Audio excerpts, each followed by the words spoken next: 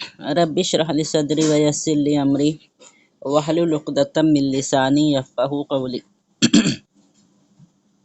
वलूतन is क़ाल लिक़ौमिही अतातूनल फ़ाहिशता मा सबक़कुम बिहा मिन अहदिम मिनल आलमीन। अब अल्लाह ताला लूत अलैहिस्सलाम का ज़िक्र कर रहे हैं। लूत अलैहिस्सलाम जो थे वो हज़रत इब्राहीम अलैहिस्सलाम के भतीजे थे। और ये कौम जिस इलाके में रहती थी उसे आजकल जो है तो शर्क़ उर्दन के नाम से जाना जाता है, जॉर्डन कहा जाता है। और ये इराक़ और फ़लस्तीन के दरमियान का इलाका है ये।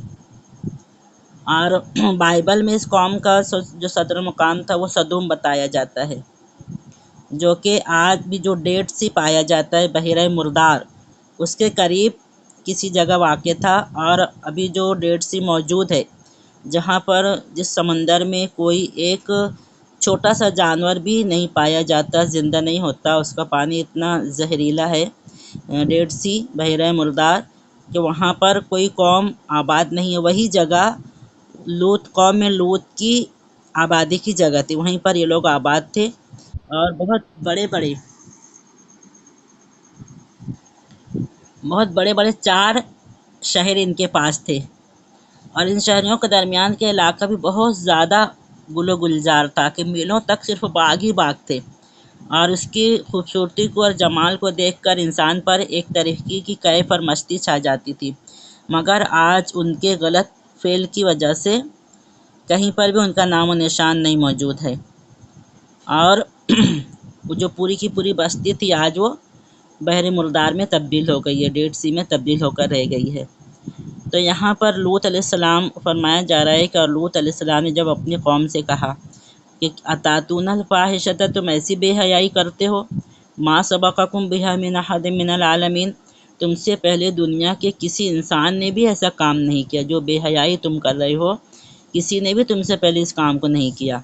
इन्नकुम लतातूना रिजाल शहवतम मिन दूनिन निसा, तुम मर्दों के पास आते हो अपनी ख्वाहिशात पूरी करने के लिए औरतों को छोड़कर। बल अंतुम कौमुम मुसरिफून, बल्कि तुम एक बहुत ज़्यादा हद से बढ़ने वाली कौम हो। अमल कौम लूत हम जिन्स परस्ती, मर्दों का मर्दों के साथ जो है तो गलत काम करना, ये इनका जुर्म था। और ये इतना बड़ा जुर्म था, इतना नापसंदीदा जुर्म था कि अल्लाह ताला ने इस बस्ती को सबसे पहले तो ये उठाकर पलट दिया गया, फिर उन पर पत्थरों की बारिश हुई और पूरी की पूरी बस्ती ज़मीन में धंसा दी गई। और वहाँ पर बहरे मुर्दार आज मौजूद है, उनकी निशानी इबरत बना हुआ है। ये ऐसा अमल है, इतना बेकार, इतना ख़राब अमल है अल्लाह ताला की नज़र में कि उनके मुर्तकिब होने वालों की इतनी सख्त सज़ा दी अल्लाह ताला ने। और आज पूरी दुनिया में और ख़ुद हमारे मुल्क में ये हमजिन्स परस्ती का कानून बन चुका है। बाकायदा उसे लाइसेंस दिया जा रहा है कि जो चाहे वो हमजिन्स परस्तियों को इख्तियार कर सकता है। एक मर्द के साथ शादी करके ज़िंदगी गुजार सकते हैं। लाइसेंस बाकायदा दिए जा रहे हैं और कानून हमारे मुल्क में ख़ुद बन चुका है। और अगर इसके ख़िलाफ़ हम कोई इक़दाम नहीं करते हैं या इसे रोकने की कोशिश नहीं करते हैं तो नऊज़ बिल्लाह ये भी एक कौमी जुर्म बन सकता है और उसमें पूरी की पूरी कौम तबाह बर्बाद हो सकती है। जब लूत अलैहिस्सलाम उनकी कौम को समझाते हैं कि तुम तो ऐसा जुर्म किए हो कि तुमसे पहले दुनिया की कोई भी कौम नहीं की, तुम तो बहुत ज़्यादा हद से आगे बढ़ गए। वमा काना जवाब कौमिही इल्ला अन क़ालू, तो उनकी कौम का जवाब सिर्फ यही था, अख़रिजूहुम मिन क़रयतिकुम। अच्छी बात उनको बता रहे हैं, समझा रहे हैं, अज़ाब से बचाना चाह रहे हैं, तो कह रहे हैं कि निकाल दो, बस्ती से निकाल दो, इन्हें बाहर कर दो। इन्नहुम उनासुन यततहरून, कि ये लोग जो है बहुत ऐसे लोग हैं जो ज़्यादा पाक साफ़ बनते हैं। मतलब ये है कि जो लोग बेहया और बदकिरदार बद अखलाक होते हैं और अखलाकी पस्ती में बहुत ज़्यादा हद तक के बढ़ जाते हैं, गिर जाते हैं, तो उन्हें अपने दरमियान चंद नेक इंसानों, नेकी की तरफ बुलाने वालों और बुराई पर टोकने वालों का वजूद भी उन्हें गवारा नहीं होता। और वो बुराई में यहाँ तक के गर्क हो जाते हैं, डूब जाते हैं कि कोई भी इस्लाह करने की आवाज़ को बर्दाश्त नहीं कर सकते। और जो थोड़ा बहुत पाकी का अंसुर उनके दरमियान पाया जाता है उसको भी बाहर निकाल कर फेंक देने की कोशिश करते हैं। तो इसी तरीके से इनकी कौम का हाल हुआ کہ جب لوط علیہ السلام انہیں منع کرتے تھے، سمجھاتے تھے، اور جو کچھ لوگ ایمان لائے تھے وہ بھی انہیں سمجھانے کی کوشش کرتے تھے، تو کہتے تھے ان سب کو اپنے گاؤں سے نکال دو، شہر بدر کر دو، انہیں شہر میں رہنے ہی مت دو، یہ تو ایسے لوگ ہیں جو بہت پاک صاف بنتے ہیں۔ فَأَنجَيْنَاهُ وَأَهْلَهُ إِلَّا امْرَأَتَهُ، پھر ہم نے انہیں نجات دے دی اور ان کے ان کے گھر والوں کو بھی، لوط علیہ السلام کو اور ان کے گھر والوں کو۔ اہل میں وہ لوگ بھی آتے ہیں جو چند لوگ ایمان لائے تھے، وہ بھی ان کے اہل میں آتے ہیں، إِلَّا امْرَأَتَهُ، لیکن ان کی بیوی بھی، وہ بھی کانت من الغابرین، پیچھے رہنے والوں میں سے ہو گئی۔ ان کی بیوی جو تھی، جس طریقے سے نوح علیہ السلام کی ایک بیوی نافرمان تھی، لوط علیہ السلام کی ایک بیوی بھی نافرمان تھی، اور وہ بھی فاسقین کا ساتھ دیتی تھی اور مخبری کا کام کیا کرتی تھی۔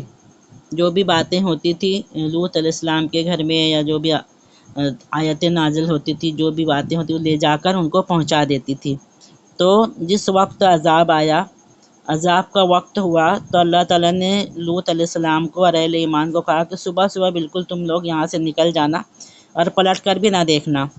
سب لوگ نکلے، ان کے ساتھ ساتھ یہ بیوی بھی شامل تھی، لیکن اس کا دل اپنی قوم میں ہی اٹکا ہوا تھا، سب سے پیچھے چل رہی تھی، اور جیسے ہی عذاب کی آواز آئی تو اس نے پیچھے پلٹ کر دیکھا اور اسے بھی ایک پتھر آ کر لگا اور وہ بھی ہلاک ہو گئی۔ کانت من الغابرین، پیچھے رہنے والوں میں سے، ہلاک ہونے والوں میں سے وہ بھی ہو گئی۔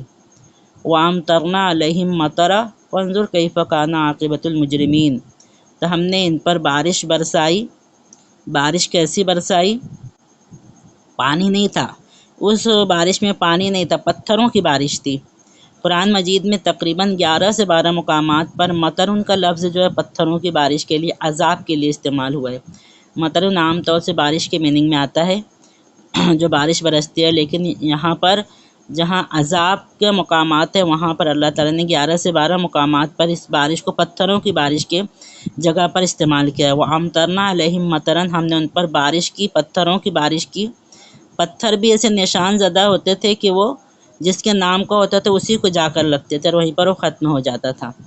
فَانظُرْ كَيْفَ كَانَ عَاقِبَةُ الْمُجْرِمِينَ، تو دیکھ لو کس طریقے سے جرم کرنے والوں کا انجام ہوا۔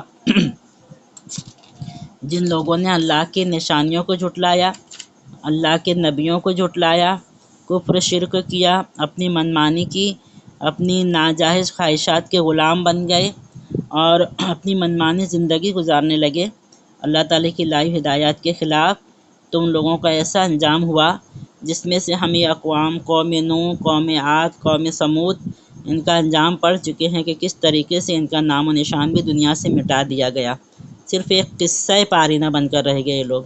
آج ان کا نام لینے والا کوئی بھی نہیں ہے دنیا میں، آج ان کے قصے بھی بہت کم جگہ پر ملتے ہیں، ہمیں بہت زیادہ ڈھونڈنے کے بعد تاریخ میں ہمیں ان کے قصے ملتے ہیں، ورنہ ساری چیزیں خلط ملط ہو گئی ہیں، اسرائیلی روایات کی نظر ہو گئی ہیں، تو کچھ ہی چیزیں ہمیں ان میں جو صحیح ملتی ہیں۔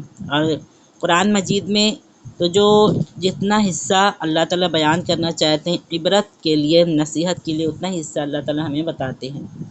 تو اللہ تعالیٰ سے دعا ہے کہ وہ ہمیں ایسی تمام جو ہے تو غلطیوں میں، نافرمانیوں میں مبتلا ہونے سے بچائے، اور آخر وقت تک ہمیں اور ہماری آئندہ آنے والی قیامت تک کے آنے والی نسلوں کو صحیح راستے پر، صحیح دین اختیار کرنے کی توفیق عطا فرمائے۔ وآخر دعوانا ان الحمد للہ رب العالمین۔